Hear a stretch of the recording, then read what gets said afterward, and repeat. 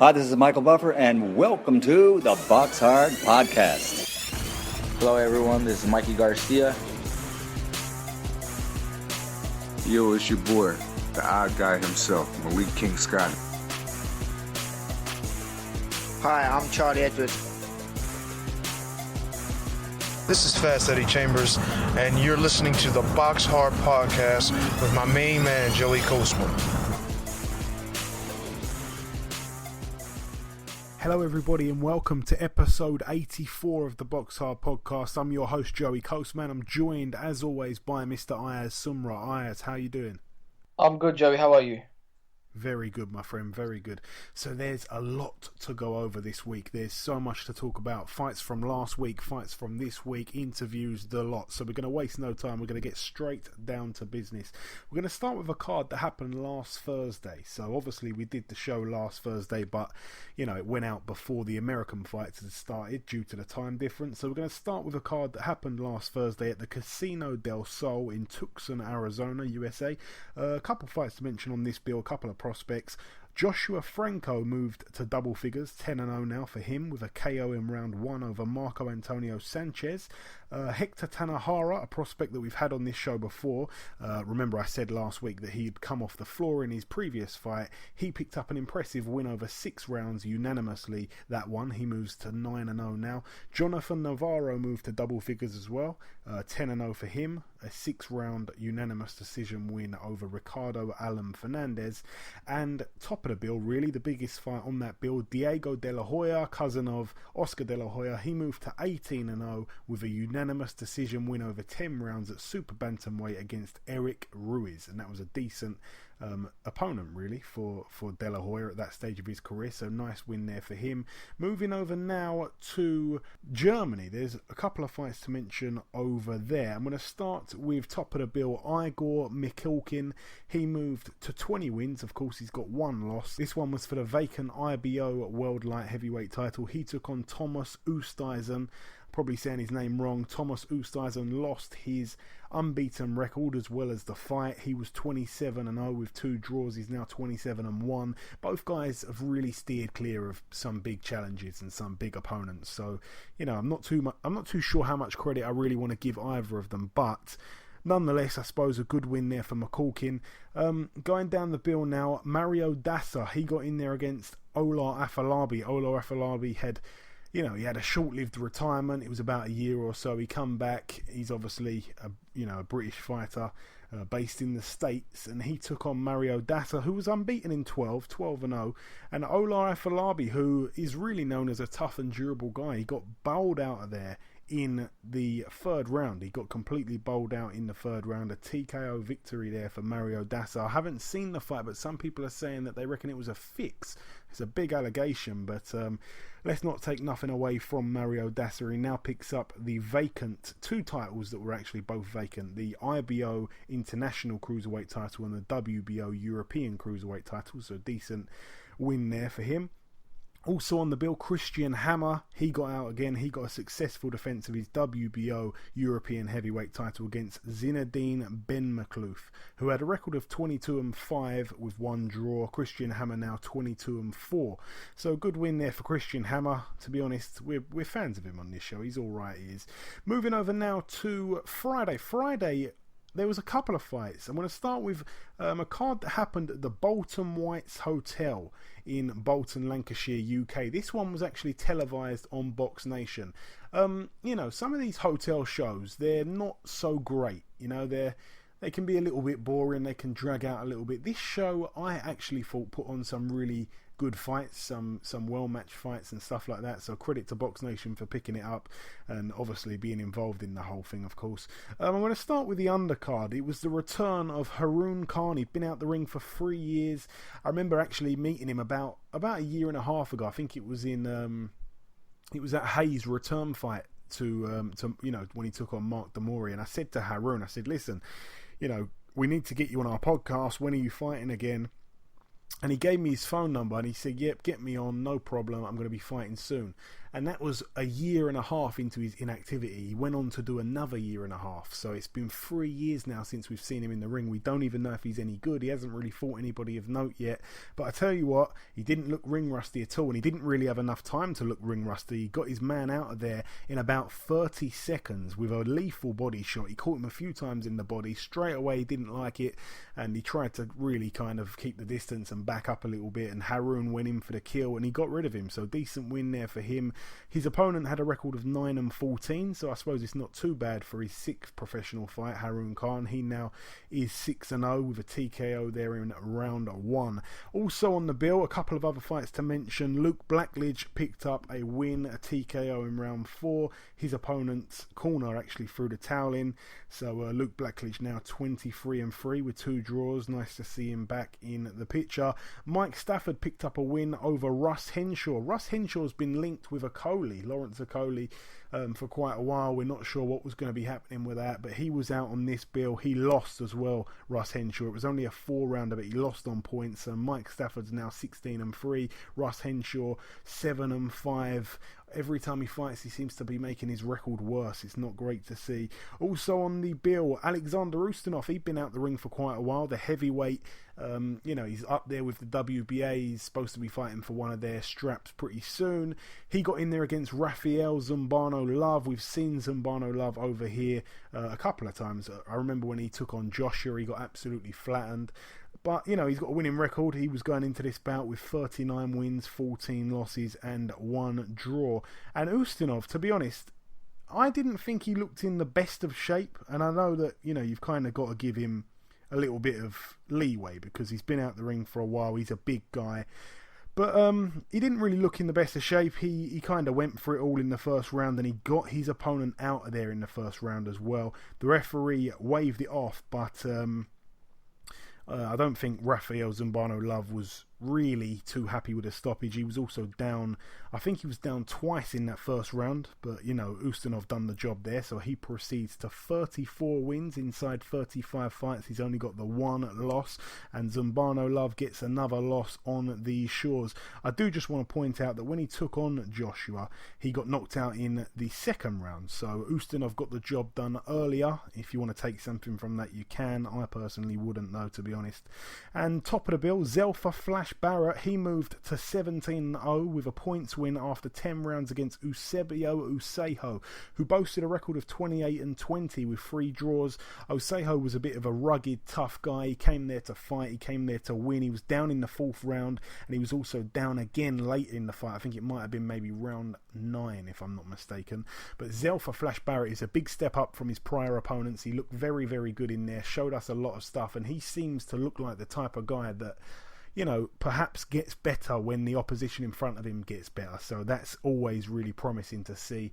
And I think he's got a bright future. I think that they're doing a good job with him. And he really is an exciting prospect for the future at Super-Featherweight, that one. So good win there for Flash Barrett. All the very best to him. Moving over now to Japan. A big friend of the show, Hassan Ndam Njikam. He was fighting for the vacant WBA World Middleweight title in the backyard of the Japanese fighter, of course, Ryota Murata, 12-0, the Olympic gold medalist. Hassan Ndam was 35-2 going in. We always knew it was going to be a tough ask for Hassan Ndam, and I wasn't too happy that he had to travel to Japan for the fight, but believe it or not, he won a split decision after 12 rounds. Some people are saying it was absolutely shocking judging. I don't really know who we can point the finger at. He went over there, he won the fight via 2 judges and lost the fight with the other one. So, it was no way it was a hometown decision. I'm not sure what it was like. I did not watch the fight, absolutely, completely, not even 1 minute of it, so I don't know. But I got a text from Hassan Ndam saying, "We did it, my brother." And I'm telling you something, Hassan Ndam is one of the nicest guys in the sport. He really is. So, whether he won the fight outright, whether it was close, whether it was a terrible decision. I'm happy for him either way, but I can't really comment any further on that, to be honest. He now moves to 36-2, and Murata gets his first loss, 12-1 now. That's it for Japan. Moving over now to Poland. One fight to mention over here, Noel Gevor. He was 22-0 going in there against Krzysztof Wolodzik. Wolodzik, I think that's how you say his name. He's the guy with the really long record, the 52 wins, 3 losses and 1 draw going in. And Noel Gevor was actually a guy who beat Stephen Simmons, the Scottish cruiserweight, last time out, so he looked pretty decent doing that. But he got in there against Wolodzik. I didn't watch the fight, but it was a split decision loss for Noel Gevor, so he loses his unbeaten record. He's now 22-1, and Wolodzik now 53-3 with 1 draw. But I tell you what, that record is a little bit padded for my liking. That's it for Poland. Moving over now to the Copper Box Arena, Queen Elizabeth Olympic Park, Hackney Wick, London. I was there ringside for the big clash between Gervonta Davis and Liam Walsh, but we're going to start with the undercard. We're going to start with Sonny Edwards. Sonny Edwards got out, of course, the brother of Charlie Edwards. He was on this bill. He picked up a win. He moves to 4-0. He picked up a win against, I think it was a last-minute opponent change, if I'm not mistaken. It was a shame because I didn't get to watch it because the post-fight press conference for the main event was scheduled at the same time, so I missed that one, which I was pretty gutted for because me and Charlie Edwards were talking about that. He was there as well, and it was a shame that I got to miss it, but I couldn't be in 2 places at the same time. So all the very best to Sonny Edwards, and his future's definitely bright. Also on the bill, Sanjeev Sahota moved to 7-0 with a TKO in 3 rounds. It was only scheduled for 4. He picked up a win over Stephen Backhouse, decent win there. Boy Jones Jr. picked up a points win over 6 rounds against Norbert Kaluksa. Norbert Kaluksa had a winning record as well, so Boy Jones is now 12-1 with 1 draw. Mitchell Smith moved to 15 wins and 1 loss on his record. Obviously, it was a points win after 6 against Lee Connolly, so decent little win there for Mitchell Smith. Sammy McNess moved to 7-0 against Zors Sadihovs. It was actually funny because Sadihovs was before the fight, because I knew his cornermen, and before the fight I was talking to them, and they actually didn't know what he looked like. So they had no idea who he was. He just literally paid them to turn up and work his corner. He came over to the UK with nobody, basically. So it was a funny situation because they didn't know what he looked like. They were searching the whole venue for him. It was a bit of a... It was like a scene out of Only Fools and Horses. It was really funny. And when they finally got him, they sat him down in the dressing room. They wrapped his hands, and then he went for a walk. And they thought literally that there could be a chance he's, bottled it at the last minute. But thankfully they did find him, and he got out there against the West Ham supporting Sammy McNess. He was also down in the first round, Sadihovs, but we wish him the very, very best on his flight back to, I'm not sure where he actually came from, to be honest, but we wish him the very best, and also to Sammy McNess as well. Lucian Reed moved to 6-0 with a points win after 6 rounds against a very tough and game Michael Mooney. It was a good learning fight there for Lucian Reed, in my opinion. Daniel Dubois got in there against David Howe. We saw David Howe get stopped in the second round against friend of the show, Dave Allen. David Howe, I knew he had no chance going in. He boasted a record of 13-5, and we were kind of just saying it ringside just before the fight when they was in the ring looking at each other, and I just said to some of the journalists around me, some of the boxing writers and boxing media guys, I said, I think this fight's going to end inside 30 seconds. I think I just missed that. I think it ended inside 40 seconds. So another demolition job there from Dangerous Daniel Dubois. They're calling him Triple D at the moment, so nice stuff there for him. Also on the bill, Lerrone Richards, he got out again. He took on a guy called Anthony Fox. It was a last minute replacement for him. I don't know what happened with his other opponent, but Lerrone Richards proceeded to 7-0 with a points win over 6 rounds. He was the first on the bill, so he opened up the card. To be honest, I think he maybe could have stepped on the gas a little bit more. I think he didn't really come out of first gear. I think he'll probably admit that himself, to be honest, but no, nonetheless, a good win, a good learning fight. There wasn't many people in the whole venue at that point. As I say, he was the first guy on. Bradley Skeete was ringside and shouting advice in, so that's always good to see. We'll be speaking to Bradley Skeete very shortly.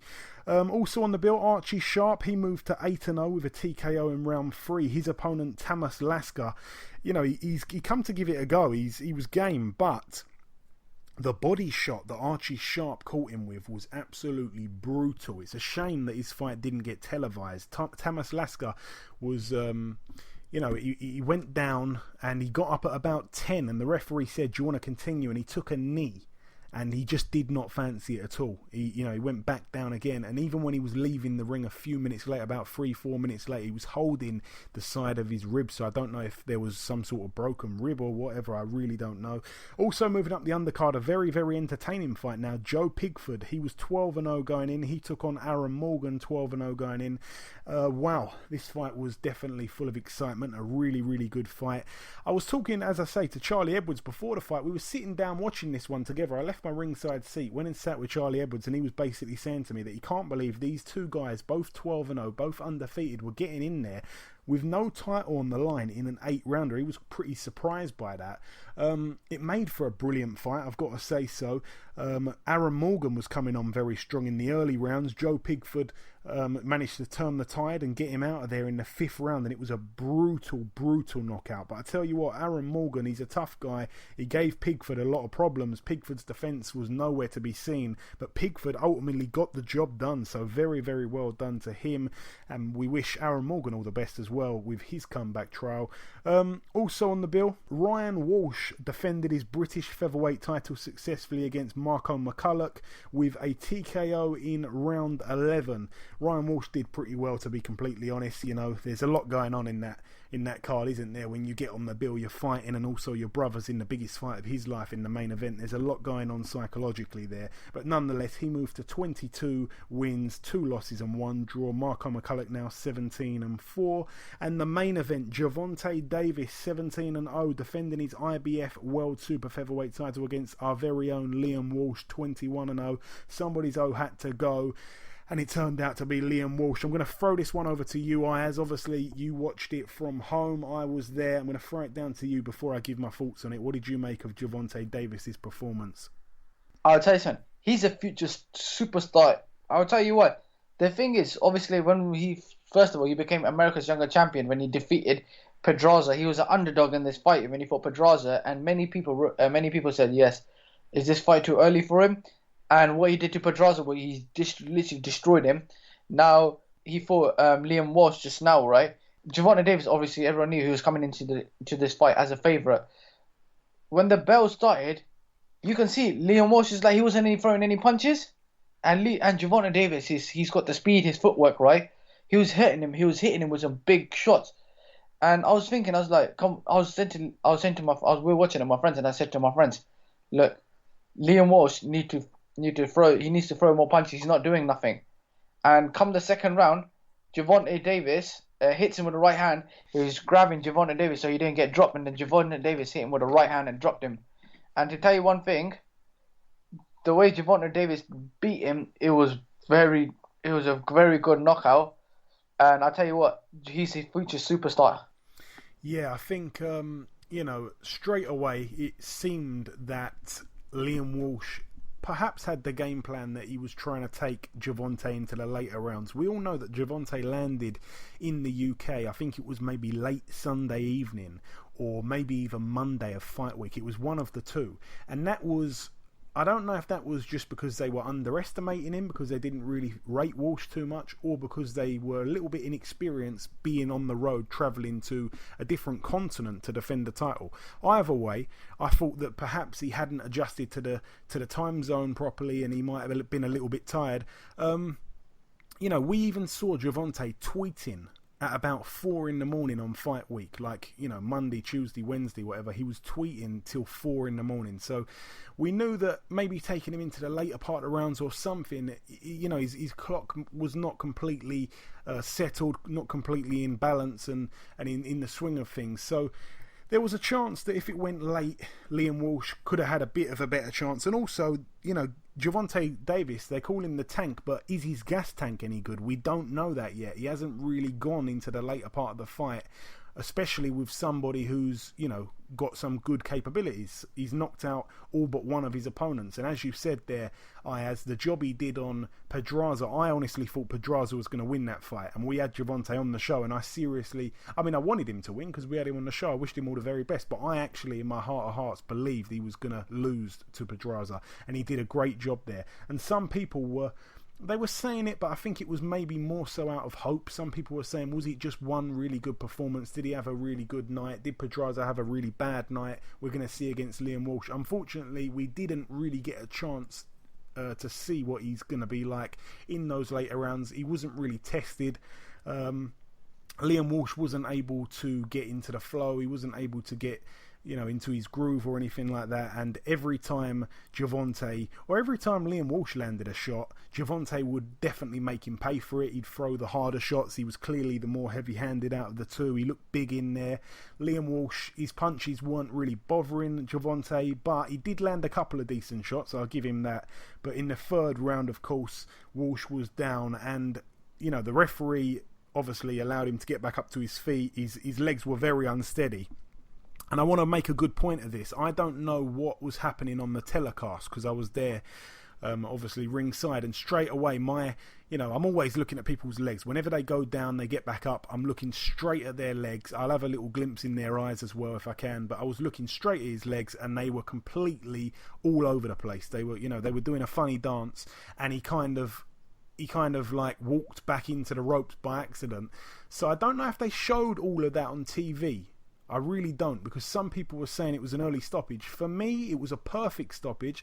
I've heard some other people saying that Richie Woodall said it was a shocking stoppage. I don't know, but again, I couldn't hear what he was saying because I was there. So for me, when the referee actually allowed him to carry on a little bit, and he took a few more shots, when the referee said, yep, do you want to continue? And obviously Liam Walsh said yes, and he decided to continue. When I saw the referee allow him to continue, before any shots had even been landed, when Gervonta was in the neutral corner, I actually stood up and raised my hands and sort of said, like, what? Come on, man, stop this. Like, this ain't right to let it carry on. And I didn't want to see it carry on at all, but he took another few shots, and the referee, rightly so, jumped in, but I didn't think he even needed to take those, by the way. So I'm going on record saying that, and it was what it was. But for me, Gervonta Davis definitely makes himself look very special there. He is a potential superstar. He's in a division with Lomachenko as well. It's funny because someone asked in the post-fight presser, would you throw Gervonta in there with Lomachenko? And Floyd kind of said, well, maybe in the future. We're not really looking at that fight right now. Why does he need to take that fight? He's only 22. Well, I'm going to throw this one out there. Why did Canelo have to take the Floyd fight when he was 22? How about that? Think about that one for a little bit. There's one fight that we missed out on the undercard. I can't believe I missed it out. We're going to have to go back down it. Chris Hobbs put his Southern Area light heavyweight title on the line against Anthony Yarde. Chris Hobbs obviously went into this fight with a record of 6-1 with one draw. Anthony Yarde went in 10-0. Boy, oh boy, Chris Hobbs was down once in round 1, twice in round 3, and 3 times in round 4. You know what? He was as game as they come. He was down 6 times, and his cornerman threw in the towel, didn't he? I think the referee was maybe going to stop it. I'm not sure if it's a TKO or a retirement. I thought, because the corner... anyway. The corner kind of retired him. So when they threw in the towel, I agreed with it, and he reacted badly. Chris Hobbs. I think he tried to kick his trainer or kick a water bottle or something ringside, and he was in a right bad mood. But you know what? He's got a lot of heart, and I think he had a little bit too much heart for his own good there. Anthony Yarde was really throwing shots in maybe 1s and 2s, maybe sometimes in 3s. He wasn't really landing many combinations. He seemed to respect the guy a little bit, but I felt like if he stepped it up a little bit, put a couple more punches together, maybe showed a bit of speed, it was just a matter of time. And those body shots that Yarde can really dig in with, they are really brutal. So a really good win there for Anthony Yarde. He picks up his first title and another knockout, and of course he's now 11-0. Really, really exciting prospect for the future. But I tell you what, Chris Hobbs, I give him a lot of credit, but no, I think his trainer was right throwing the towel in, if I'm being completely honest. That's it for the Copper Box. Moving over now stateside to the MGM National Harbour in Oxon Hill, Maryland. Top of the bill over there, Gary Russell Jr. He took on Oscar Escandon. Oscar Escandon had a record of 25-2, Gary Russell 27-1. Escandon was down in round 3, but ultimately stopped via a TKO in round 7, so Gary Russell Jr. retains his WBC World Featherweight title.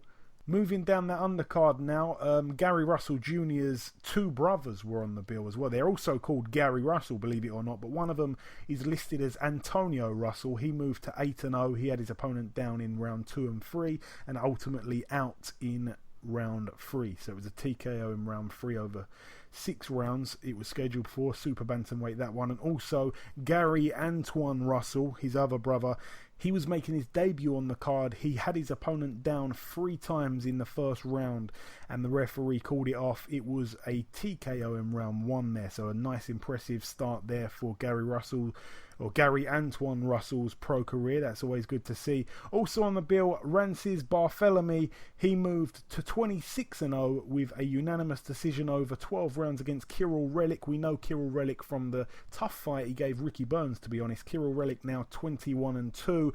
Barthélemy was down in round 5 and Relic was down in round 8.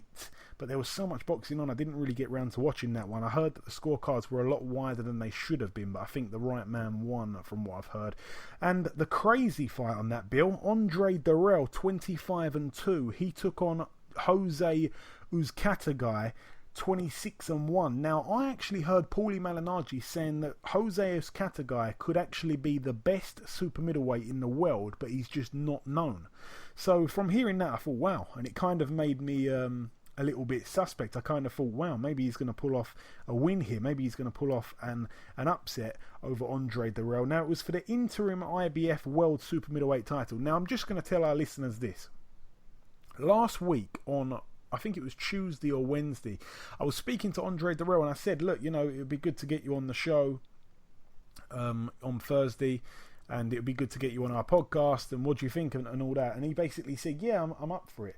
Now, we were talking, and for whatever reason, he didn't end up coming on the show, and we decided to reschedule it for this week. But with all what happened after the fight, I think he's been a little bit too busy, and that interview has gone, so I don't think it's going to be happening now. But if he does join us later in the show by any chance, hopefully we can get him on. I will try him once again, but he's been unresponsive lately because I know there's a hell of a lot going on. But we're going to get down to that drama right now. I'm not too sure what the scorecards were, but many people believe that Uzcategui was winning the fight. I think that he's had a really good start to the fight. Andre Durrell was coming on strong as he was scraping back a few rounds as the fight was going on. A bit of crafty experience there from Durrell. You know, he's obviously he's got very high ring IQ, Andre Durrell. Some people forget that.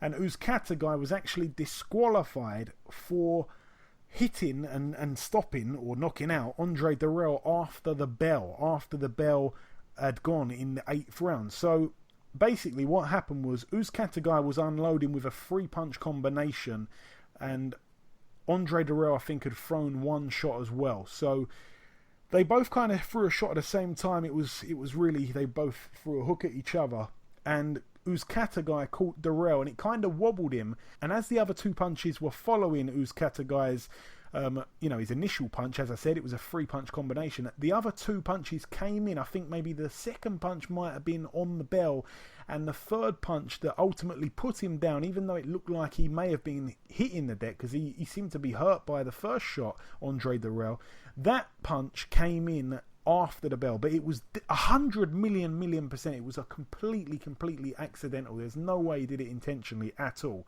And Andre Durrell went down, and he kind of fell on his front, which is never a good sight to see. When boxers go down on their front, it usually means they're really hurt. And he got back up to his knees, and he had a conversation with the referee, but then went back down on his front. And the referee kind of said, like, can you continue? And Andre Durrell said no. And he said he was too hurt. And the referee said, right, well, in that case, it's a disqualification. He hit you after the bell. And the referee went over and disqualified Uzcategui. Now, some people are saying this is absolutely crazy. He didn't mean to do it. You know, the punch was on the bell. If you actually listen to the video in slow motion, you can go and check the video out. The shot was after the bell, but it was 100% non-intentional. And a lot of people are saying that Andre Dirrell faked it and he did some great acting to stay down and pretend he was hurt. Maybe he did. We don't know. We're never going to truly know. But at the end of the day, the rule book does state you cannot hit someone after the bell. We saw similar stuff in the Olympics with Holyfield, obviously, all those years ago. But I think that one was a little bit more on the bell than this one. I think it was a little bit after, a little bit more delayed this past weekend. But no, I definitely think it wasn't intentional, no way whatsoever. But he was disqualified. And then there's videos, you know, going around everywhere of Andre Dirrell's cornerman and uncle, Leon Lawson, running over to the opposite corner. And Uzcatagai, I'm not even sure he speaks English, he was in the corner and he was facing the centre of the ring. And he kind of had his head over his shoulder talking to one of his cornermen. The fight had been called off and everything. And Leon Lawson just completely attacks him unprovoked. And he punches him with a left hook, a monstrous left hook. And Uzcatagai's head completely goes to the, over his left shoulder, and you see all like the spit or sweat completely just shoot in the air towards the fans and the front row. And then he follows up with a right hook that basically catches Uzcatagai in the neck. Remember, this guy is completely bare-knuckled as well. He's got no gloves on, and Uzcatagai was gloved up. So it was a real sucker punch, sissy move there from Andre Dirrell's uncle. But there's a video just before that where Andre Dirrell actually goes over to the opposite corner and says to Uzcatagai, look, I didn't hear the bell, but they're saying it was after the bell, so I win the fight. I forgive you for hitting me after the bell. And it was kind of like they just made up there and then. And I don't think his uncle heard that, because his uncle went straight over there a couple seconds later and did what he did. And Andre Dirrell initially looked to be in disbelief. He kind of was like, whoa, running over there. So I haven't seen any interviews post this incident, but I don't think Andre Dirrell was in support of what his uncle did there. And, let's not jump the gun. Let's not start saying that the Dirrells should all be banned from boxing. That's not right. But I definitely think something needs to happen there for his uncle. His uncle, obviously, the police were looking for him, and he's facing some huge penalty in terms of possible imprisonment and so forth. So we're going to leave that there, but some crazy scenes there over in Maryland, USA. That's it for that, Bill. We're now going to move over to the Convention Center in North Carolina, USA. One fight to mention over here. Vivian Harris, 32-11 with 2 draws. He fought for the vacant UBF welterweight title against DeMarcus Corley, a man that we've had on this show a few months ago now. Chop Corley, former world champion, former opponent of Floyd Mayweather Jr. And DeMarcus Corley pulled off the upset here. He moved to 49 wins now, as many as Mayweather, and 28 losses with 1 draw. That's it for that one. Moving over now to Madison Square Garden. We're going to start with the undercard. Really one fight to mention that I want to mention above all others, and it's going to be the Beltran fight. Raimundo Beltran, 32-7 with 1 draw, took on Jonathan Marcelo, who had a record of 25-2. It was for the vacant WBA International Lightweight title, the NABF Lightweight title, and the WBO NABO Lightweight title. Now, Raimundo Beltran, for whatever reason I do not know, was also fighting for a green card, for his rights to stay in the USA. Now, I've got completely no idea how the outcome of a fight can determine whether you can stay, with US citizenship in the US. That is crazy. I just do not, I can't wrap my head around that. But it was what it was. He needed to win the fight to stay in America. So, he definitely came to win. After a bit of a rocky start, I think Beltran I thought he actually did pretty well in round 1, but he was put down. It was a bit of a flash knockdown, so Beltran was down. He wasn't really hurt. I didn't think so anyway. He got back up, but he lost the first round 10-8. And then he obviously came out in the second round. He thought, forget this, I need to really turn the tables here. And he knocked out Jonathan Marcelo brutally in that second round. I think Marcelo and Beltran actually traded hooks, and it was one of those ones where both hooks land, but one just had a lot more spite and ferociousness in it. And that was Beltran's hook. He completely wiped out Jonathan Marcelo there, and it was a brutal knockout. And I tell you what, Beltran's turning into a bit of a banger at the moment. He's really quite exciting to watch. Also on the undercard, Shakur Stevenson moved to 2-0 with a TKO in round 1 over Carlos Gaston Suarez, who had a winning record, so 6-3 with 2 draws, now 6-4 with 2 draws. Impressive win there for Shakur Stevenson, showed a lot of class as well.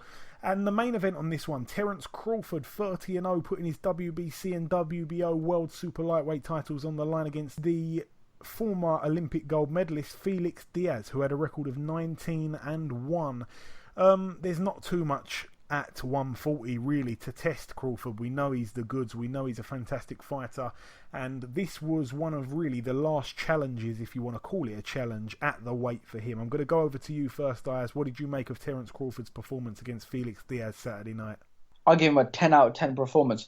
I'm going to put him in the pound for pound list. I'll tell you what, this fight that he's had, he was playing with Felix Diaz. It's like, in the fight, he was just beating him up, right? Even he was just laughing at him, and he's still beating him up.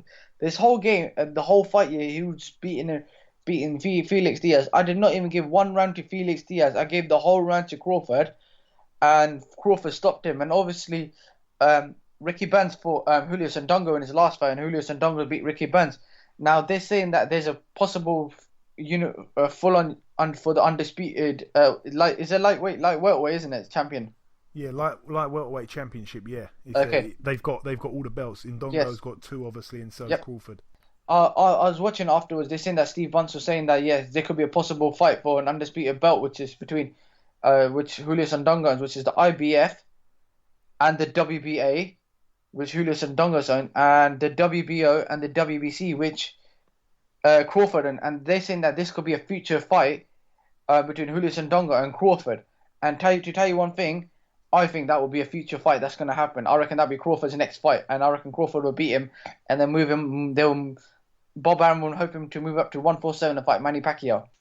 Yeah, I completely agree. I think that fight will happen next. I think that Julius Indongo, as you said there, he was in the crowd to watch. We know that he's got a bit of a tricky style, but I'm not too sure it'll be too tricky for Terence Crawford. Terence Crawford fought most of this fight in, or if not all of this fight, in southpaw. Felix Diaz, we got to remember, he was an Olympic gold medalist, and Terence Crawford absolutely played with him. Felix Diaz took a lot of shots as well, so I give him credit. He's very, very tough. He took a lot of big shots. Terence Crawford, he just made him look absolutely silly. He made him look, completely like a C-class fighter in there against an A-class fighter. And I agree with you. I gave Terence Crawford every single round until Felix Diaz's corner stopped the fight in round 10. So, but no, gutsy performance there from Felix Diaz. He's now 19-2, and Crawford 31-0. And, he's already in my pound for pound list. I've had him in there, probably in the top 3 for quite a while now. I think he's really, really good. But I think Julius Indongo's pretty cheap. I think they can get him over to Omaha. It'll be one last fight in his hometown. We know that Crawford likes to fight in Omaha. This one wasn't in Omaha.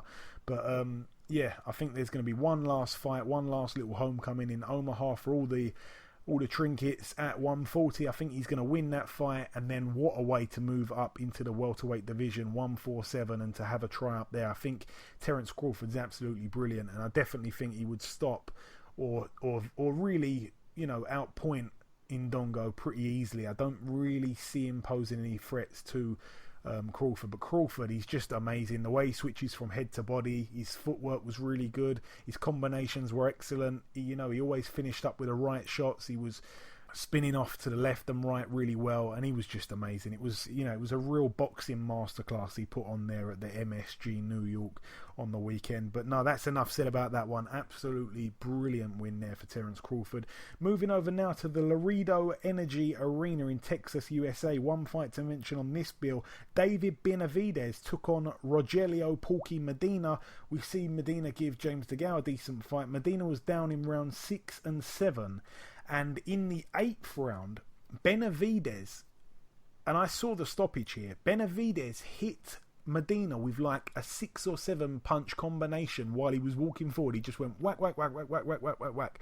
And Medina was taking the shots while going backwards, and it was like a real flurry of quick punches. And you don't really expect that in the 8th round from a super middleweight. He threw like lightning quick speed, and it was just a real highlight, real knockout, and Medina went down, and that was all she wrote. So a brilliant win there for David Benavidez. He proceeds to 18-0, and Rogelio Medina now 37-8.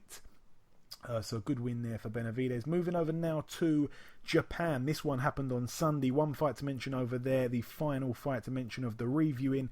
Naoya Inoue picked up another defence of his WBO World Super Flyweight title, so he's now 13-0. He picked up a KO in round 3 over Ricardo Rodriguez, so Ricardo Rodriguez now 16-4. Good win there for Inoue. And that's it for the reviewing. There's no more to talk about from last week. There's one last thing to do, as always, before we end part 1, and that, of course, is to welcome guest number 1.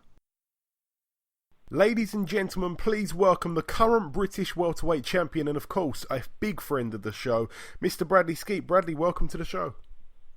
Thanks for having me on, mate. Hey, it's my pleasure, my friend. So, Bradley, you fight next Friday, the 2nd of June, against Shayne Singleton. This will be your second defence of the British title. Shayne Singleton has obviously fought some decent guys. He's won all but one of his fights. He lost to a man that you beat, Sam Eggington. What else do you know about him, Brad? Not much, to be honest. Obviously, his name's been on my mind since October when the fight originally was meant to happen. So I'll be glad to get this one out of the way and get him beat. But to him, he knows he's up against it. He knows it's a tough fight for him. I've trained hard for this. I take every fight as a tough fight for myself. So this is a big opportunity for him to come and try and beat me, so I'm sure he's up for it, and he's looking to come and cause an upset. And obviously it's going to be another, Box Nation BT show. What are you making of this whole production thing at the minute, Brad? Because the shows are looking better than ever, obviously. Yeah, well, the link up with BT is great for us boxers. The coverage we're going to be getting is second to none, and that's what it's all about now for me to move forward in my career. I obviously proved on the weekend. Frank had got Gervonta Davis over one of Floyd Mayweather's fighters, and he's going to be putting on big shows, and it just proves that the coverage and the exposure is going to be there to get the big fights over here in the UK, and that's what I'll be looking to go forward after winning the British title outright. Be looking forward to getting some big fights. Yeah, it definitely is an exciting future for the whole thing. Now, speaking of Sam Eggington just there, obviously I wanted to ask you what you're making of his recent progress. Since losing to you, he's looked brilliant. Yeah, he's looked great since losing to me. Before he lost to me, he was looking great too. He's a tough boy, Sam, and he didn't dwell on losing to me. He brushed himself down and come back with a great stoppage win over Frankie Gavin, and stopped the likes of Paulie Malignaggi. Now just had a great knockout win to win the European title. So I've said it, like I'm not looking and basing my career around looking what Sam Eggington's doing, and I'm sure he's not basing his career and looking what I'm doing. I think if it'd be a great fight down the future if we used to meet again, and it'd be a massive fight, probably for a massive title. So yeah, I'm doing my thing, he's doing his thing. And talking of massive titles there, we spoke to Sam a couple of weeks ago. He said that providing he was to beat Rodriguez, he felt that he'd be ready for a world title shot in the new year. All the boys that 147 are top boys, to be honest, all the title holders, so they're all hard fights. Yeah. As I said, he's kind of thinking about a possible world title shot in the new year. By then, I'm imagining, providing you don't get an injury or anything, touch wood, we're not gonna, you would have probably won the British outright by then. So would you be moving on to that kind of level at the same time? Most definitely. That's the plan for me. Is to get these two defences out of the way and win the British outright, and then I'm ranked number 4 with both the WBO and the IBF, so my rankings are there. They're only going to go up. So I literally will be knocking on the door for that world title opportunity. If it comes down to having some sort of an eliminator or so to speak to get that shot, then that's what I'll be doing. But most definitely, 100%. And also recently we spoke to Frankie Gavin. He seems to be in a bit of a funny position at the moment. We're not too sure what's going on with him. He needs a bit of an impressive opponent on his record. He's fought a couple of guys. He hasn't really looked great. When you guys fought each other, it was a really good and close fight. I remember being there for that. Also, that would give you obviously a chance to avenge the sole loss on your record. Is that a fight that you fancy, Brady? Is that a fight that kind of burns for what happened last time inside, or are you not bothered about it? Do you know what? I'm not bothered by it one bit, because I still think to this day I won the fight. It was a close fight. I think I've done enough to win on the cards, but there you go, I didn't. That was a long time ago now. It was 2014. You've got to look at my career and his career since then, and I think 9 out of 10 people would say I've gone better than him. That's no disrespect to him, but you just got to look at who he's boxed and lost to Kell Brook in a world title fight. Then he got stopped by Eggington. That's after I beat Eggington. I think I handled Eggington comfortable and beat him well. So you just got to look at how my career's gone and how his career's gone. I've got, like I say, I'm ranked really high in the world ranking. He's not ranked. He's got no titles. He's got nothing going for him. All what we'd be fighting for is because he beat me. And in boxing, that ain't really because he beat me once. I beat him again. Then we're gonna have to fight again for the decide. It's just going round and round in circles sort of thing. So it's not a fight that I'm looking at, to be honest. I'll get nothing from it. No, I think what you're saying is true, to be completely honest there. Yeah. And also, you've been sparring O'Hara Davis quite a bit of lately. What's he like to spar with, Brad? Yeah. Everybody talks very highly of him. Yeah, he's a good spar, to be honest. He's a great fighter. He's good. He's strong for his weight. And I think he's got a bright future in boxing. And Brad, I saw you ringside, obviously, at the fights on Saturday. As you say, you shot off before the main event. It was there was about 14 fights on the bill, if I'm not mistaken. I know that you went over to watch the main event. What did you make of it, Brad? Yeah, it was a great show put on by Frank Warren. Great for Box Nation and BT Sport to get Floyd Mayweather's fighter Gervonta Davis over here. Unlucky for Liam. He just didn't seem to turn up on the night. That's not taking nothing away from Gervonta Davis. He's a great fighter, and it could have been just that's the fact that he was completely better fighter on the night than Walsh. I was expecting a bit of a cagey fight. It was cagey for the first 2 rounds. Then Gervonta just opened up and then it was all over. I thought it was going to go a bit later than that, but yeah, great show and what a great fighter Gervonta Davis is. Yeah, I have to agree completely. And the final real question now for you, Brad. A big fight in your division this Saturday, of course, over here. Up north a little bit. Kell Brook versus Errol Spence this Saturday. What are your thoughts on that? Yeah, another great fight. I think it's a tough fight for Kell, coming off obviously the loss to Triple G. He was up at middleweight. He had to come back down to the 147 limit, which is going to be a tough ask. And I've seen pictures of him last week looking in great shape. He looked in fantastic shape. So he's obviously done it well. I think the key for this fight is the experience, and I think Kell's got that more than Errol Spence. He's been in massive fights, and then he's the world champion going into the fight. So obviously, Errol Spence coming over to Kell Brook's backyard to fight, and I just don't think he's going to have it to do it on the night. I think his experience will tell, and he'll be winning on points. Yeah, I think I agree with that. I think he's going to probably win on points. We definitely hope so. And finally, Brad, I just wanted to really give you a quick opportunity to thank any sponsors, anybody in particular, just to give a shout out. Thank you. Yeah, I'd like to thank my main sponsor, who allowed me to train and box full time, the King Group. They're a massive help for my career, and BoxFit for supplying me all my kit and ring wear. Thank you. Absolutely, my friend.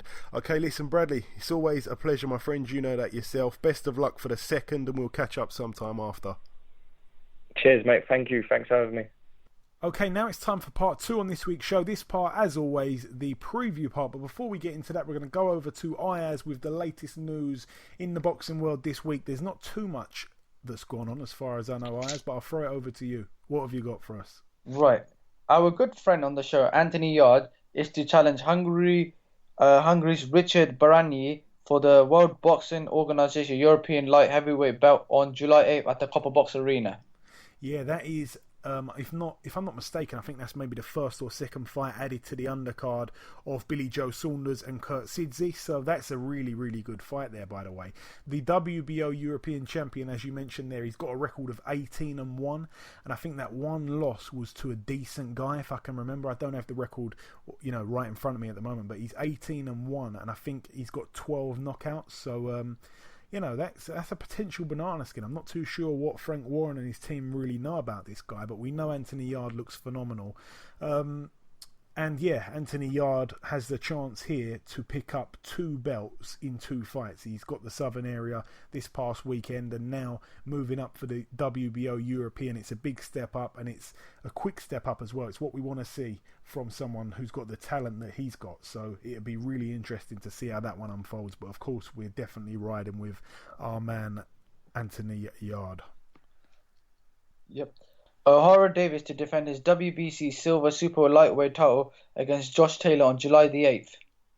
Yes, this is a fight that's been made just recently. It's a brilliant fight. We like to see 2 guys, both undefeated, both prospects, both in the first few years of their career, taking on each other. It's a crossroads fight, and we don't really get to see this too much in boxing. We saw it, Joe Pigford and Aaron Morgan last weekend on Frank Warren's card, and this one is a Cyclone card. So it's interesting. We saw the emails from Eddie Hearn to the McGuigans, basically saying that, I'm going to offer you £75,000 for the fight, and they must have given a counter offer of something a bit better to O'Hara. And he's now fighting on their show, which, if I'm not mistaken, will be shown on Channel 5. So I was a bit surprised at that, but I'm happy that the fight's been made. It's a brilliant, brilliant fight. England against Scotland there as well, for those that get right into it. But no, it's a phenomenal fight, and I really can't wait for it. It's a fight that we've wanted for quite a while, actually. And it's really hard to divide the 2 guys. It's a real 50-50, speaking to most people. Yep. Joe Smith Jr. Will defend his WBC International Light Heavyweight title against Sullivan Barrera on July 15th. Yeah, another really, really good fight. I've wanted Joe Smith Jr. to get, a big shot at one of the guys. He had a crack in 2016, and I think for me deserves a real big shot. A fight where he's going to earn some serious money. I'm not sure that this is the fight that brings that in, but if he can get another win over Sullivan Barrera, who's really looking quite good at the moment as well, actually, so it's not a given. It's a real 50-50, actually. But if he can get a win over Barrera, then that sets up a real big fight, probably for one of the titles. So we wish Joe Smith Jr. all the very, very best. Is there any more news for us, Ayaz? Yes, there is, actually. Go on. All right. Former 2-time heavyweight champion Shannon the Cannon Brigg has tested positive for testosterone. Yeah, apparently his testosterone levels were double the normal amount to box. So, it means that he must have been on something. I haven't really seen his official reaction to the findings, but I'm not sure if that is really that valid, to be honest. When we had Shannon Briggs on this show, I remember asking him what he thinks about boxers that are on, PEDs, performance enhancing drugs, and he gave a quite believable response.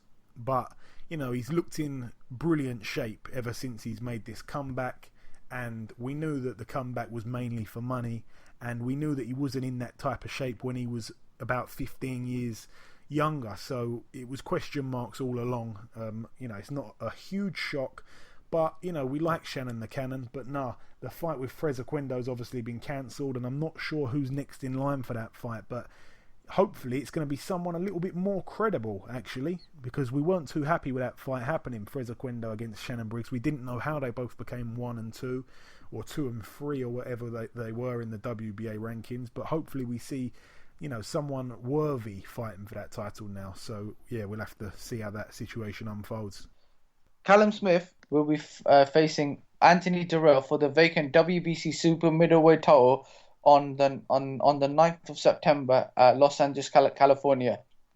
Yeah, Anthony Durrell's people won the purse bid, so Callum Smith's going to travel over to the US. He's already fought in the US once before, but obviously it wasn't a fight of this magnitude. It's a huge fight for him. It's a fight that we've wanted to see him fight for this belt for probably coming up about a year now. He's been in position to fight for it, and there's been all sorts of things going on, but it's good that the fight's finally been set up, and hopefully we do see it happen. Some people are a little bit sceptical of if it's actually going to happen, but we're not too sure. But I'd like to see the fight happen. I think it's a really good fight, even though Callum Smith hasn't looked so great of late. I think he'll be first to admit that one. But of course, we want him to go out there and do a job if he does go out there and fight. Absolutely. Is that it for the news, Ayaz? Yes, it is, Jerry. Okay. And one last thing I just want to mention before we get into the previewing. Claressa Shields. Now, she is obviously a big friend of the Durrell family. I don't really know why or how or whatever. I don't really know the ins and outs. But, she is a double Olympic gold medalist. She is the face of women's boxing. Okay, she's 22 years old. She's obviously just recently turned pro. She's kind of carrying the women's boxing sport, especially in the US. And she's the only boxing double Olympic gold medalist, as far as I know, from the US ever. So, she's obviously pretty good at what she does. However, she was defending Andre Durrell's uncle so over the top, it was unbelievable, and I couldn't not mention it on this podcast. We like to really try and stay away from controversy, but I think we just had to say it, to be honest. Someone on Twitter actually called her a disgrace for defending him, because she actually put some sort of post out. I can't remember which social media site it was, but she put a post out saying that it was justice for the sucker punch. Firstly, the sucker punch, if anything, did Andre Durrell a favour if he wasn't acting really hurt, because if it was called on the bell, that would have been that.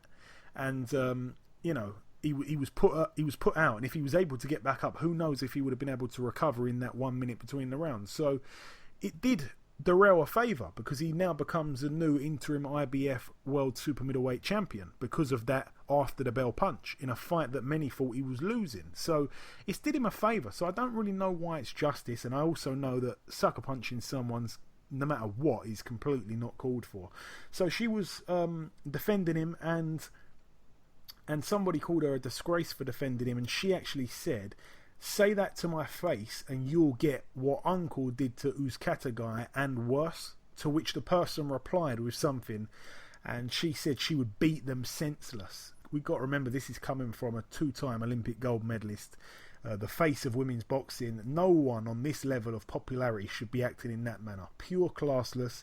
No one even attacked her physically or verbally, and she went this crazy over Andre Durrell's uncle. And I was just kind of thinking, like, can you imagine if she got some of the abuse that Tyson Fury gets 100 times a day? She'd more than likely just be banned from all social media. She's only 22, and I think that she'll have to learn from these mistakes, but somebody needs to bend her ear, because that was shocking behaviour from her. A professional like her, she just completely was real classless there, real distasteful stuff, and her PR team should definitely be bending her ear about that, because someone rightly said, don't ruin your career before it's even started, please. And I think I agree with what they said there. But enough about that. We're going to move on to something more positive. It, of course, is the preview part of the show. We're going to start at the Motorpoint Arena in Cardiff, Wales. This one on Channel 5 this Friday. And the undercard's also being shown on Spike TV. So we're going to start with the undercard. There's not too much on the undercard that, that really perks my ears up, to be honest.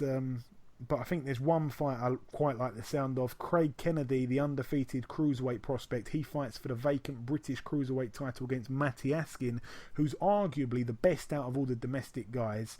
I think he's on the same sort of level as Bob Ajasaf. It's really 1 and 2 between those two. So Matty Askin 21 and 3 with one draw. As I said, Craig Kennedy 16 and 0. That should be a really, really good fight. If Craig Kennedy pulls out the win there, that means he's definitely really at the top of that domestic scene, and obviously becomes a British Cruiserweight champion, so that speaks for itself.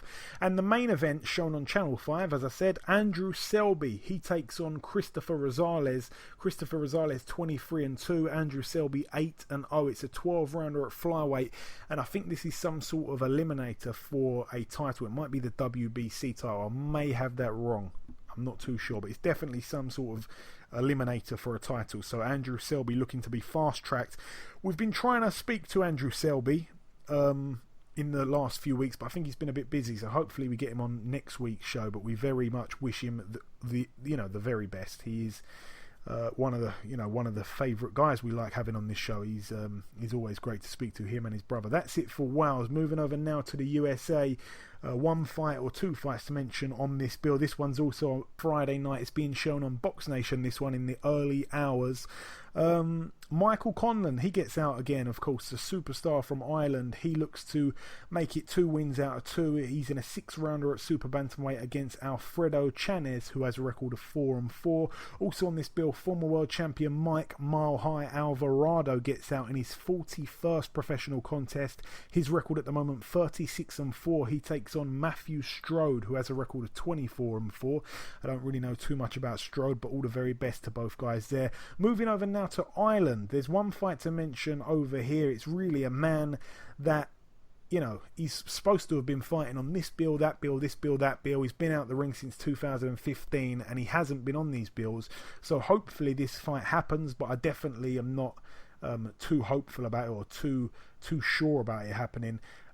Mike Perez, the return of him, of course, the Cuban heavyweight. His record at the moment, 21 and 2 with one draw. His opponent yet to be announced. So, it's pretty much almost fight time now. It's in 2 days' time till fight time, so I don't really think that fight will happen, but hopefully he does get an opponent flown in at the last minute. That's it for Ireland. Going over now to Mexico. One fight to mention over here. Former world champion and the only man to beat Vasyl Lomachenko as a pro, Orlando Salido. His record at the moment, 43 and 13 with 4 draws. He takes on Anfon Cerrillo, who has a record of 18 and 2. That's a 10-rounder at Super-Featherweight there in Mexico. That's it for Mexico. Moving over now to the Bowlers Exhibition Centre in Manchester, Lancashire, United Kingdom, of course. One fight to mention on this bill, really. Con Sheehan, that's the obviously product of the Fury Gym, the Team Fury Gym. He's trained by Peter Fury. He's 5-0 at the moment. He's up at heavyweight, of course. He's in a 4-rounder. His opponent yet to be announced. That's it for the Bowlers Exhibition Centre in Manchester. Moving over now to the Metropole Hotel in Brighton, Sussex. Another hotel show. Couple fights to mention on this bill. Nick Webb, he's 11 and 0. He takes on, his opponent's actually yet to be announced, but it's an 8-rounder at heavyweight there. And also on that bill, Tom Little takes on Kamil Sokolowski. Kamil Sokolowski is the guy that recently got the upset win over Big Sexy Sean Turner. So he's coming off of a good win there. He takes on Tom Little, who's also in the picture. His record 8 and 4. Also on the bill, Ian Lewison as well, 12 and 3 with one draw. It'd be nice if Ian Lewison just took on Nick Webb. Forget about finding them both opponents. They're both to be announced. They should both just fight each other. That'd be a great fight. And also the debut as well of Harlem Eubank. He takes on a guy called Ilian Markov. It's a 4-rounder, and as I said, it's Harlem Eubank's debut. It's at super lightweight 140 division. That's it for that one. Moving over now to the big one this weekend at Bramall Lane Football Ground, the outdoor stadium, of course, in Sheffield, the home of Sheffield United, Yorkshire, United Kingdom. We're going to start with the undercard. Lawrence Okoli, 2-0. He takes on Russ Henshaw, 7-5. Obviously, we mentioned Russ Henshaw earlier on in the show. He fought on Saturday, just gone. So, I'm not sure. Well, I know he's not going to win this fight, but we wish both men the very best of luck. It's a 4-rounder at cruiserweight there. Atif Shafiq gets out again. His opponent yet to be announced. His record at the moment 16-2. Joe Cordina gets out again. His record at the moment 2-0. His opponent yet to be announced. A pro debut for the 2014 Commonwealth Games gold medalist Anthony Fowler. His opponent yet to be announced. It's a 4-rounder at middleweight there. Also on the bill, Jamie Cox in his first fight with Matchroom. He takes on Lewis Taylor. Lewis Taylor 19-3 with one draw. Jamie Cox 21-0. That should be a really good fight. I'm excited for that one. That one's for the vacant WBA Continental Super Middleweight title. So all the very, very best there, especially to Jamie Cox, a friend of the show. Also on the bill, another friend of the show, Dave Allen, 11-2 with one draw. He takes on the very much unknown, but also he's been sparring some top boys. Lerrone Thomas, 20-4. This one's for the vacant Commonwealth heavyweight title. I don't really know too much about Lerrone Thomas. I think he's a southpaw, if I'm not mistaken. Dave Allen, we know, is as game as they come, so he's definitely not going to be stopped here, but we really hope he can pull out a points win or maybe even a stoppage. Dave Allen, he's definitely taking training really seriously, and he looks to be in the best shape I've seen him in, that's for sure. Also on the bill for the WBA Super World Super Middleweight title, it's vacant and it's on the line for George Groves, 25-3. He takes on Fedor Chudanov, 14-1. Fedor Chudanov been out the ring from that crazy fiasco with Felix Sturm. We don't really know what's gone on there. He should be a little bit ring rusty. I know that the Groves camp would be hoping for that. And Chudanov's a good fighter, to be completely honest. A lot of people actually forget about him because he's been inactive with that whole drama for quite a while now. I'm going to go over to you, Ayaz, for the George Groves and Chudanov fight. I just really want to see if you've got any thoughts on that fight and also who you reckon's going to win that fight. I'll tell you something, okay? George Groves, obviously, he's fighting for the fourth time for a world title, okay? Now, first of all, he's had the first fight with Carl Frampton, where it was a controversy where Howard Foster stopped him. Second, where he was sparked out in front of 80,000 people against Carl Frampton in a rematch at Wembley Stadium. The third one, where he fought Badu Jack, and Badu Jack dropped him. This was for the WBC. Now he's fighting for the WBA against Fedor Chudanov. I reckon Fedor Chudanov is the one that George Groves could actually win a world title. I reckon I actually think George Groves is going to win a world title. I've been reading a lot of articles and they're saying that George Groves is back to his best. Now, let's see how he's going to perform. Obviously, the reason I want George Groves to win this fight, which I personally reckon he will, is because I want to see that rematch between him and James DeGale. I reckon that fight would be brilliant. Yeah, I really want to see that fight. I think if he doesn't win, then I think it's never going to happen, because I think, he sees himself as quite a big, a big draw, which he actually is quite a big draw, George Groves, and James DeGale obviously being the champion. So, I don't think they're probably not going to be able to see eye to eye. And even if he wins the title, maybe he's going to think he's even, he's obviously going to think he's worth even more. So I'm not even sure the fight will happen then. But hopefully they do get it on again. I'm going to go against you, Ayaz. I think Fedor Chudanov's going to win. I hope I'm wrong, because I actually am a big fan of George Groves. He's a Brit as well, obviously.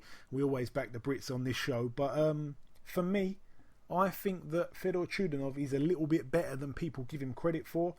I think the only thing that doesn't make me 100% sure is the fact that George Groves is obviously looking pretty good under Shane McGuigan, so that's 1 point there. And also the second point, that Chudanov, with that layoff, I'm not too sure that would have done him any favours. So for those two reasons, I'm a little bit unsure, but I'm still going to go against you there. And I think the prediction league at the moment, Ayaz, is 5-3. So write that one down. It's 5-3 to me, if I'm not mistaken. I don't think you got any qualms with that. And yeah, I'm going to go with Chudanov to win this fight. I'm not sure how. If I had to say, I'd probably say points. And I think he could probably... I think George Groves may start well, establishing the jab, but I think Chudanov, as the fight goes on, I think he can fight at a decent pace. And I think maybe the later rounds, I think when George Groves gasses a little bit, although he hasn't really looked like he runs out of steam as much as he did before since he's linked up with Shane McGuigan. So there's a lot of interesting factors in this one, but I think I'm going to go with Chudinov just to go against the grain a little bit. So you're going with George Groves Ayaz, yeah? So we'll put it, I think it's 5-3 to me, so write that one down, and then hopefully next week the scores will be adjusted somehow. Moving over to the main event now, Kell Brook, 36-1, puts his IBF World Welterweight title on the line against Errol Spence Jr, 21-0. This is an absolutely brilliant fight. It's obviously pay-per-view as well. I'm not sure that many people are too happy with paying 2 pay-per-views, which have been Joshua and Klitschko, and then obviously now Kell Brook and Errol Spence, 2 pay-per-views in, if I'm not mistaken, in 28 days. And both pay-per-views have been £17. Or no, in fact, the Joshua one was £20, wasn't it? So that's like £38 if you want to buy both pay-per-views. I think that's £38 or £37 in just 28 days. So, you know, I think that's angered a few people, but it is what it is. It's a great fight. I'm obviously going to be buying it. Before we talk about the main event, I just want to say you mentioned Badu Jack there when George Groves fought Badu Jack. Badu Jack was actually at the Gervonta Davis fight on the weekend. I got talking to Badu Jack and Ashley Theophane, a really good conversation with them both, and also Sean Porter. So there was a lot of faces there. It was a really good thing to be able to speak to guys like that, and they were really cool. You know, I had a great conversation with Ashley Theophane. But yeah, back onto the main fight, as we were saying. I just kind of came out of my groove a little bit there. Kell Brook against Errol Spence. Ayaz, talk to me about this fight. What a fight! What a fight this is going to be. Now, this is a fight I'm actually looking forward to. There's 2 welterweight fights that I wanted to see this year. First one was when Danny Garcia versus Keith Thurman got announced. I thought this welterweight clash was going to be good, but it didn't do very good. But this one, oh boy, I'm looking forward to this, because obviously this is Kell Brook versus Errol Spence. Now, we've seen Errol Spence fight. He's a brilliant fighter. And obviously Kell Brook is coming back down to welterweight after fighting at middleweight. Now, obviously, Errol Spence, he's fought 21 times. He's knocked 18 out of his 21 opponents. And he's fought like the likes of Chris Van Houten, Chris Algieri. The way he knocked out Chris Algieri was absolutely disgusting. Manny Pacquiao dropped him 6 times and couldn't stop him. Amir Khan couldn't even drop him, and he won on points. And Errol Spence beat him in the 5th, knocked him out in the 5th round. Now he's the person that's coming from America to the UK to fight. Many fighters, many top welterweights from America wouldn't come to the UK to fight. Most of the Brits usually travel there. Now the thing is, this is a big mouth-watering clash. First of all, yeah, it's in Kell Brook's hometown, which is Sheffield. He's fighting at his beloved football ground, which is Bramall Lane. Spence Jr. is obviously coming in as the favourite, and Kell Brooks is the underdog. But if I'm going to go, I was reading something in an article, right, and it was about Sugar Ray Leonard talking about an interview, and he advised that, he goes, not just Sugar Ray Leonard, but Floyd Mayweather Jr., they all saying that Errol Spence is going to win. But to tell you one thing, I'm going to go for a Kell Brook win on points, but I have a feeling Kell Brook is going to win on points, and I've got a feeling Errol Spence is going to get robbed. Okay, big call from you guys. I was actually interviewed just briefly by Eli Sekbak on this fight, and he asked me my thoughts, and you know, my short answer is Kell Brook is the best welterweight we've got in this country. You know, he's been on the high level. He's been being compared to Khan for years. We didn't really know how good he was. He went over to America, did a job on Sean Porter. You know, he kind of established himself from then on. He's showed a lot of guts since then. He's had some not so great defences, but we got to say so, if we're being honest as well. And Errol Spence hasn't really fought anybody of the calibre of Kell Brook, but the people he has fought, he's put away, and he really had no right to put them away. He's done great jobs on them. Both men are really big at 147. We know that they're both really big at the weight. Kell Brook, we know, and we give him a lot of credit. You know, we shouldn't really go over the top with the credit, but he's definitely, a lot of people said, he's no way in the world is he going to defend. He's going to move up to 154. He don't want none of Errol Spence. He's going to bin that title, and a lot of people thought he was going to do that. Even Eddie Hearn said he thought that was the right option, because he didn't really think he could go back down to 147 from fighting Triple G at 160. Well, he didn't want to do that. He wanted to prove everybody wrong, and he's done that here. So he moves back down to his 147 weight, which he really kills himself to get down there. He looks like he's done the weight really well. He was on the weight. He was not too far away from the weight quite a few weeks back, if I'm not mistaken. He looks to be in tremendous shape. I don't know if you've seen a picture of him. He is absolutely ripped. It looks like a mini version of Anthony Joshua. The abs are just unreal. And so I give him a lot of credit for fighting his mandatory. Errol Spence is obviously known as the future of boxing in the US. He's another potential superstar as well. But for me, and we've got to give Errol Spence a lot of credit for coming over to the UK for one, and also he came over, not with just 5 days preparation like Gervonta or 6 days. He came over a couple weeks before the fight. So, we know he's taking this very, very seriously, and he knows what he's up against here. And I think that we're going to see if he really is the truth. We really are. It's as simple as that. But no, we got to bear in mind, Kell Brook's brilliant. He really, really is. He's probably the bigger. I'd say the little bit bigger, maybe the little bit stronger of the two. But the puncher is Errol Spence. Errol Spence definitely hits harder than Brook, so there's that to bear in mind. But then again, Brook really took all that Golovkin threw. I know it was still early in the fight when it got called a halt prematurely, but we didn't get to see him really unload like he can do, Golovkin. But the shots that Kell Brook got hit with, he took well. And I just think obviously this guy won't be able to hit as hard as Golovkin, but I think it's a really, really intriguing fight. It's a brilliant fight. It's for me, I think that Kell Brook's going to win as well, Ayaz, and I think that I'm going to go with points as well. That we may see a little bit of a robbery or a little bit of a hometown decision. I hope we don't, but the judging hasn't been too great of late in the UK. We all got to admit that.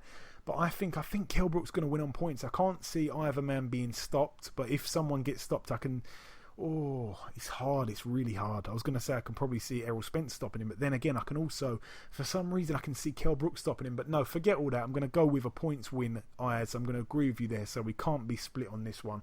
I'm going to go with Kell Brook to win on points, but I think it's a brilliant fight, and I really, really like Kell Brook, so I really hope he can get the job done.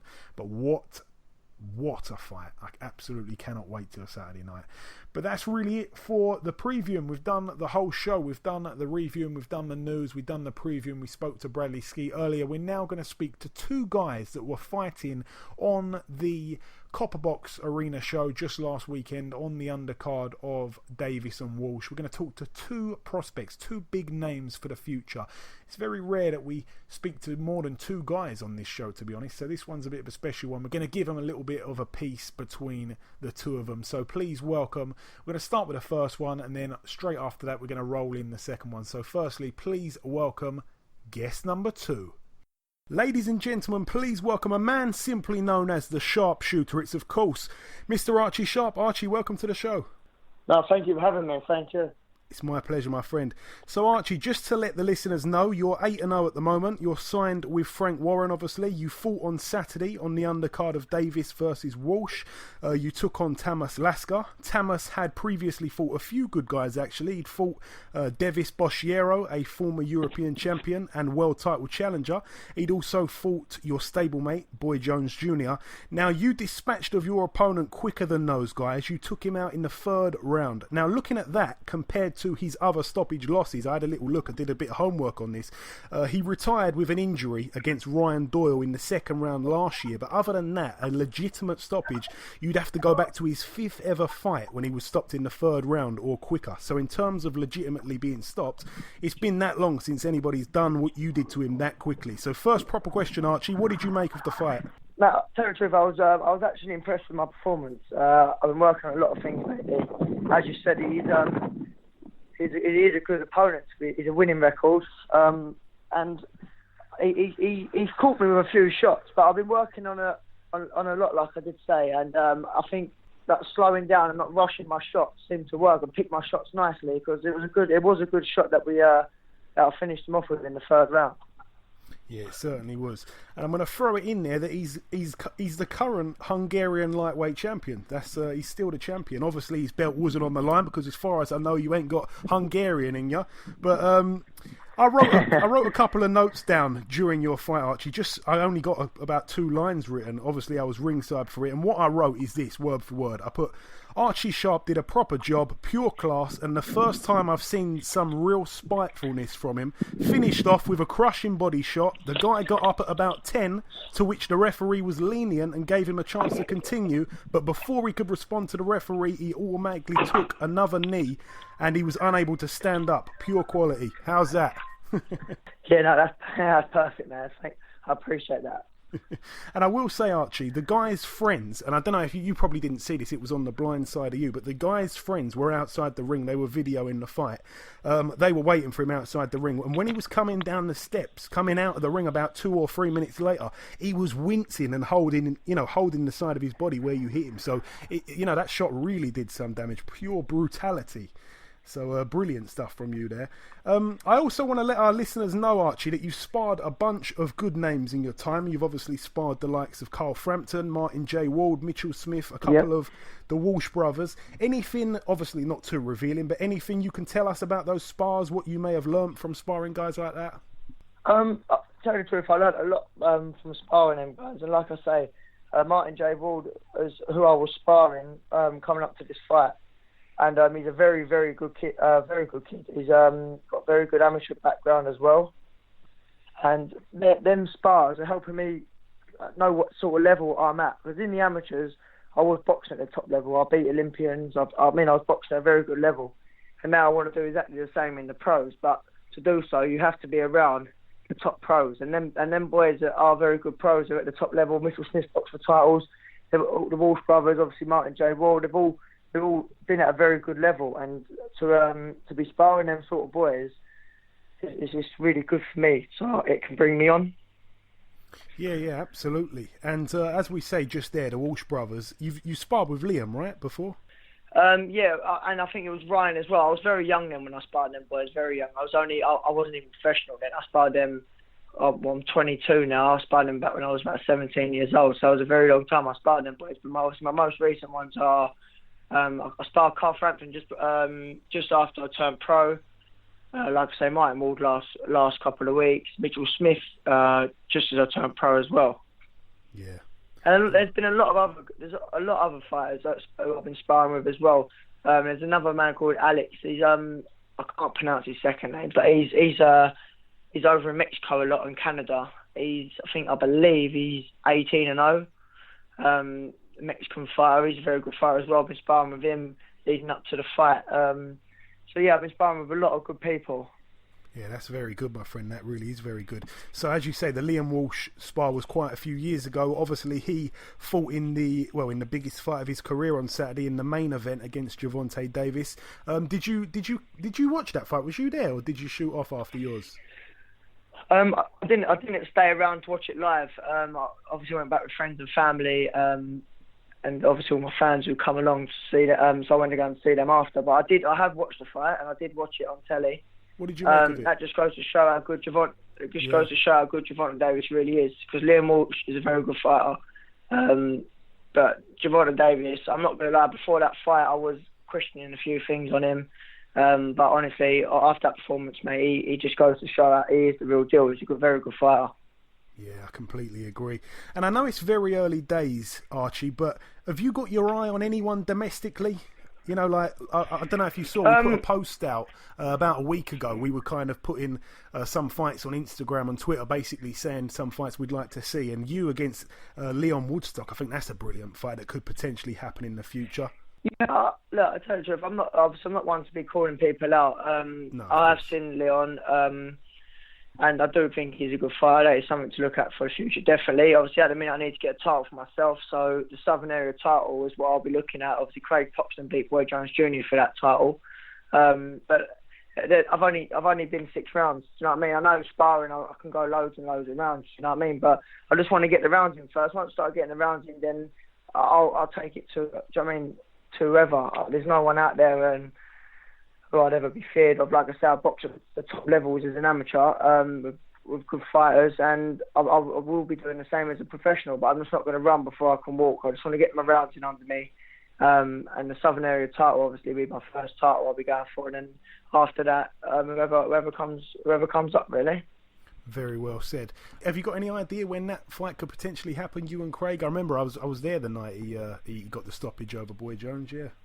No, there hasn't been talks of the fight really. Do you know what I mean? But obviously that's just going to be if Craig has still got the title by the time we box, obviously it will be Craig. But like I say, at the minute I think my next step will probably be an 8-rounder. I have to speak to MTK, and it probably will be an 8-rounder, and then we'll obviously go for a little 10-rounder for a Southern Area or something. But if it's whoever's got the Southern Area at the time, and obviously at the minute Craig Popson's got that Southern Area title, so yeah. Yeah, fair enough. And I want to ask you about a fight coming up this weekend, a big fight. You may have a bit of interest in it, just as a fan point of view. Brook against Errol Spence. Have you got any opinion on that, Arch? I think Kell Brook will win the fight. How he'll win, I'm not 100% sure. Could see a late stoppage. Kell Brook's very good fighter. I believe it's his first fight back since obviously the Triple G fight. So it'd be interesting as well to see if that had any impact on him, because obviously it was a broken eye socket, I believe, wasn't it? Yeah. So it'd be interesting to see how he does coming back after that. It'd be a good fight as well. I think there's a good undercard on there, so that'd be interesting to see, mate. Yeah, absolutely. I totally agree. And finally, Archie, just a couple of things, no questions for you, but I just really wanted to ask you if you've got any sponsors, any friends, anyone, your trainer, whatever, your manager, you want to just give a shout out to. I'll let you do that just before we let you go.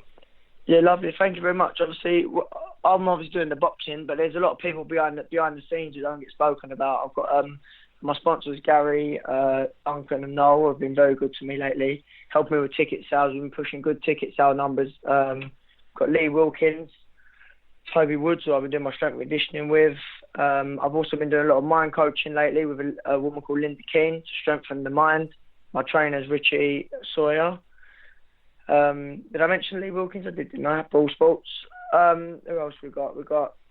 So my trainer Richie, Archie Dublin. And obviously the whole of everyone who's been coming up there, the Vineyard restaurant, they've been helping me out very good lately with my foods.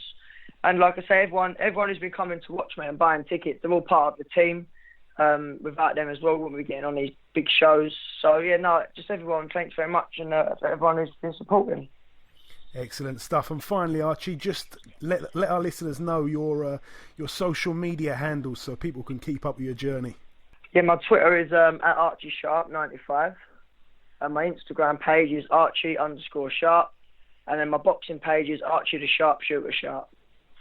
Okie dokie. Fantastic.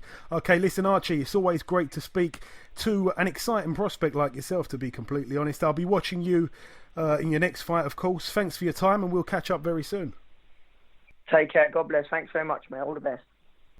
Okay, that was Archie Sharp. We did promise 2 prospects at the end of part 2, so without any further ado, please welcome our third and final guest. Ladies and gentlemen, please welcome the undefeated super-middleweight prospect, Lerrone Richards. Lerrone, welcome to the show. Hello, mate. How you doing? Very good, my friend. Yourself? Yeah, I'm good. Can't complain. Excellent, my friend, excellent.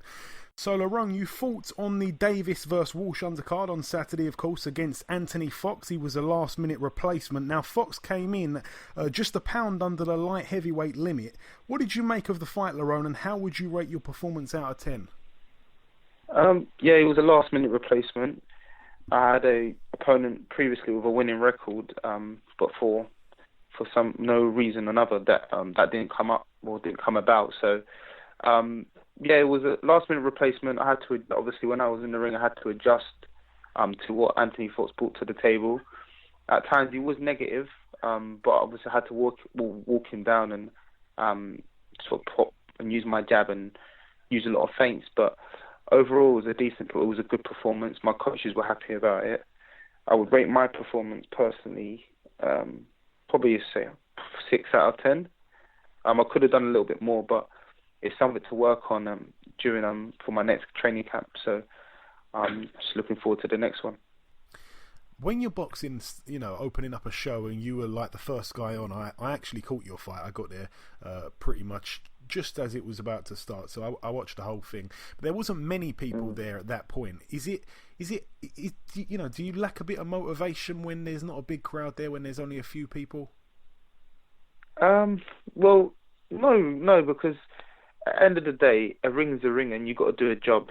And it would have been nice if I was put on later on in the show, so that more people could see me fight. But you just got to be professional by it, and you got to go out there and put on a display and show everyone what you're all about. Use your skills. So, no, it doesn't give me any more motivation. Obviously, it would have been nicer for more people to see me, but you just have to get on with it. Yeah, absolutely.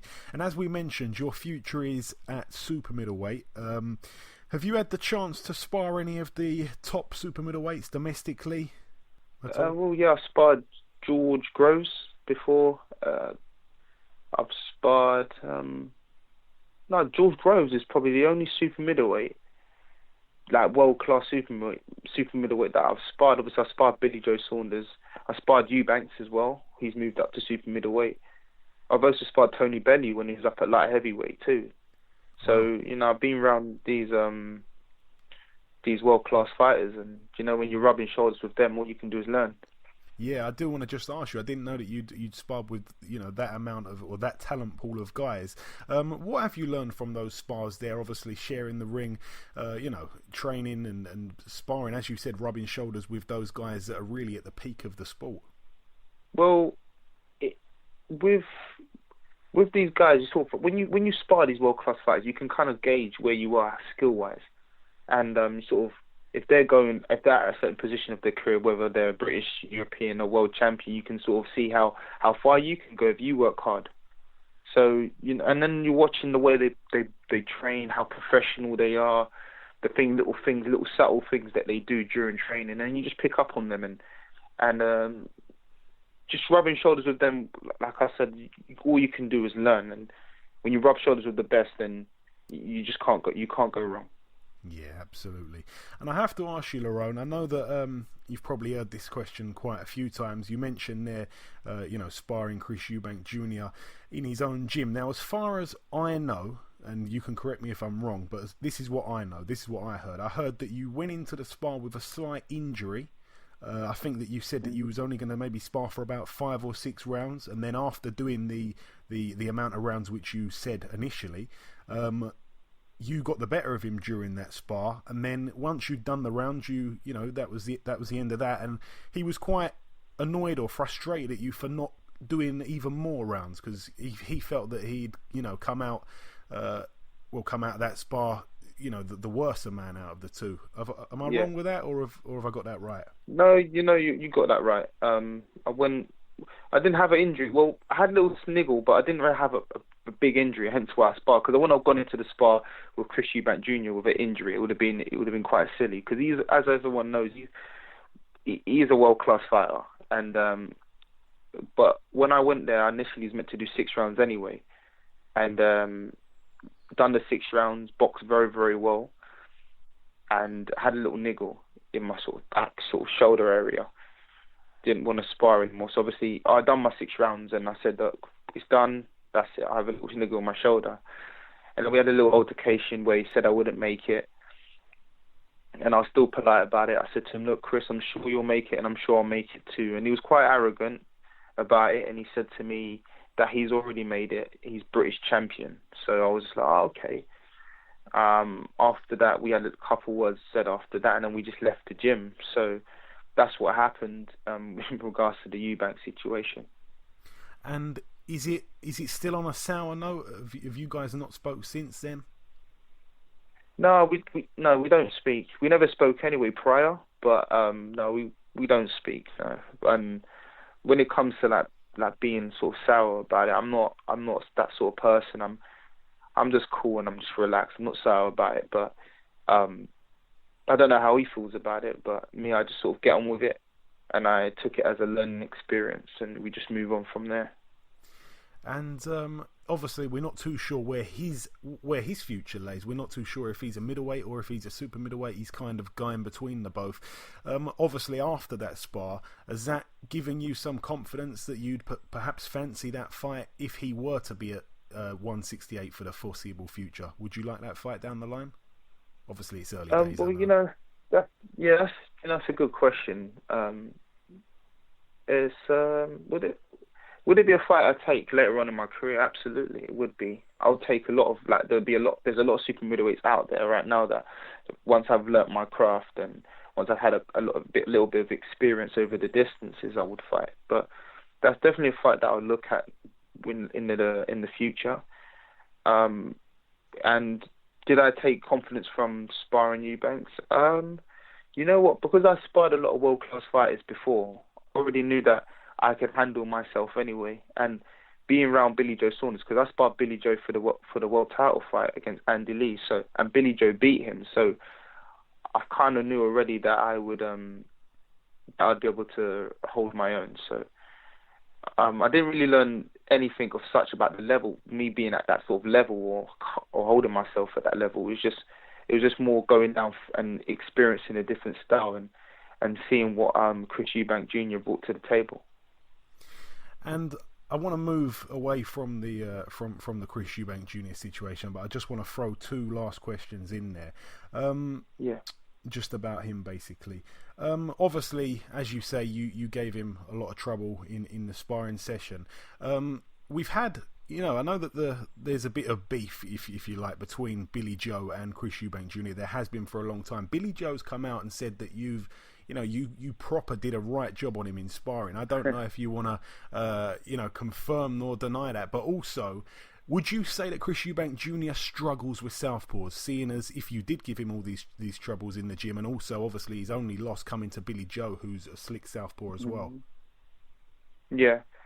Do you know what? It's sort of a hard one really, because like, as everyone, as you say, styles make fights, and obviously Billy's the only one that beat Eubank. So I'd say he might struggle with southpaws. Yeah, he might struggle with them, but I think it all depends on the southpaw's IQ. Like, Bill's a very, very intelligent fighter, and I'd like to say that I am myself. So I think anyone with a bit of brains and a bit of know-how around the ring will trouble Chris Eubank Jr.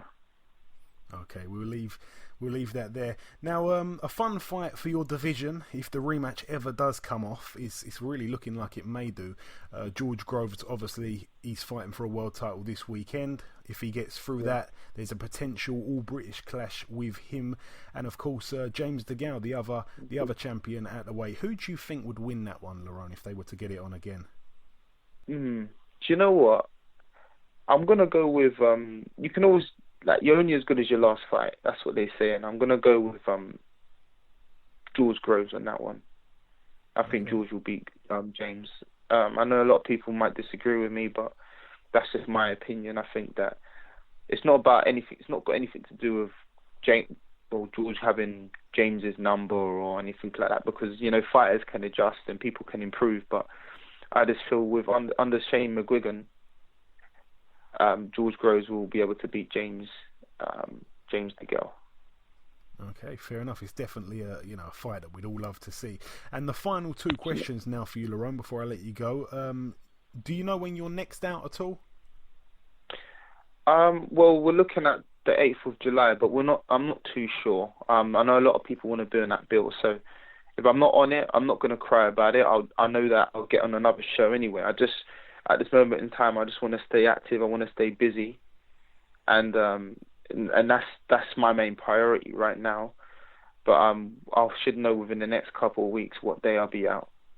Yeah, hopefully you do get on that one. Obviously, it's at the same place where you boxed on the weekend, and it is definitely shaping up to be a good bill, so it'll be good to see you on that one. And finally, Lerrone, it's a fight, obviously. Again, we just mentioned it, the Groves fight, but the main event's a big one. I'm not sure if you're too interested in the welterweight division. You may be, you may not be.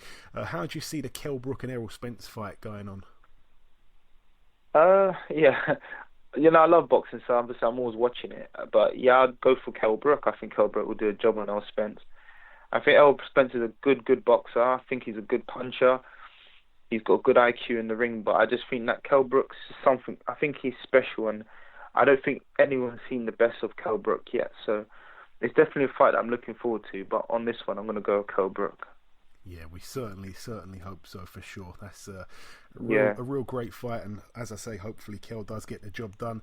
And just before I let you go, Lerrone, I wanted to really give you an opportunity to thank anybody, to thank any sponsors, anybody in particular. Just take it away.